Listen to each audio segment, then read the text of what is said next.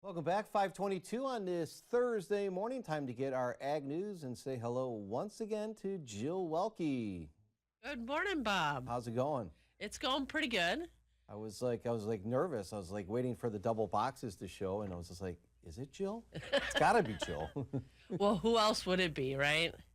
I don't know. I'm kind of the backup to the whatever the backup, and you know what? Pretty soon. Someone has to be the backup to the backup.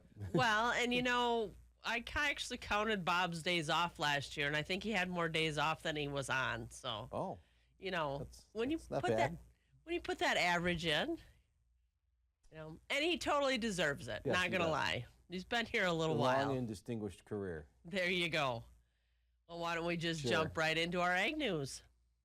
Now, the USDA shared a news release late Tuesday with Agriculture Secretary Brooke Rollins stating, and I quote, will release previously obligated funding, and unquote, under the Rural Energy for America program, that's the REAP program, and Powering Affordable Clean Energy, that's the PACE programs.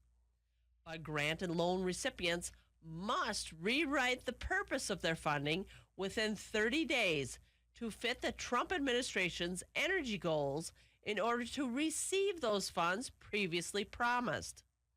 USDA wants grant applicants to take out any language related to diversity, equity, inclusion, and accessibility language, as well as any language associated with removing greenhouse gas emissions or far left climate features.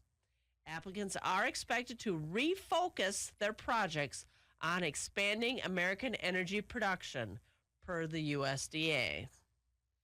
And on Monday, U.S. Senator Tammy Baldwin from Wisconsin and a group of her colleagues demanded that the U.S. Department of Agriculture, that's our USDA, through a letter, immediately reverse the cancellation of local food purchase programs that allow states, territories, and tribes to purchase foods from Wisconsin farmers to be used by local emergency food providers, schools, and child care centers.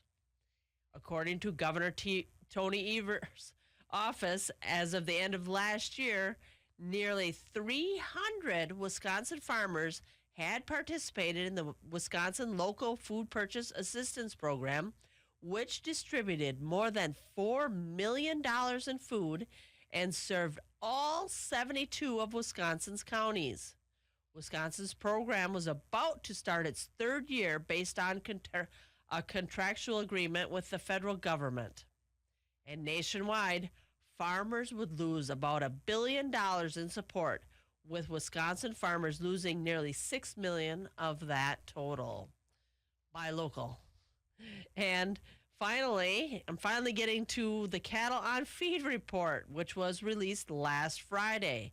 Cattle and calves on feed for the slaughter market in the United States for feedlots with capacities of 1,000 head or more totaled 11.6 million head. Now that's 2% lower than March 1st of last year. But really the big story is the placements. And the placements in feedlots are way down. Here in February, 1.55 million head were put in those feedlots, and that is 18% below last year at this time. And feeder cattle imports from Mexico did resume in February, yet placements were still way down. Just goes to show you there's not a lot of cattle out there in the United States. And the marketings of fed cattle during February totaled 1.63 million head. That is 9% lower than last year. And it'll be interesting to see what those marketings look like when those animals come to be finished out and go to the slaughterhouse. Now let's slide on over to our market board. May corn is trading at $4.50, down a half a cent. May wheat down a penny and trading at $5.34, with May soybeans up a penny and a half and trading at $10.02. Barrel cheese down a half a cent, trading at $1.63, with block cheese trading the same and down a penny. Gray AA butter is trading at $2.33, up a penny and a quarter.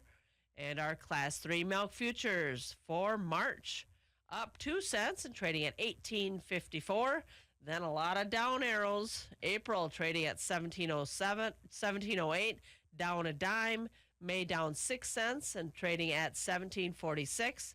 And a lot of down arrows into next year when it comes to that Class 3 milk futures. That's what I have for your ag news and markets on this Thursday morning. All right, Jill, we'll see you right back here tomorrow morning. Have a good one. Sounds like a plan. All right, we'll be right back.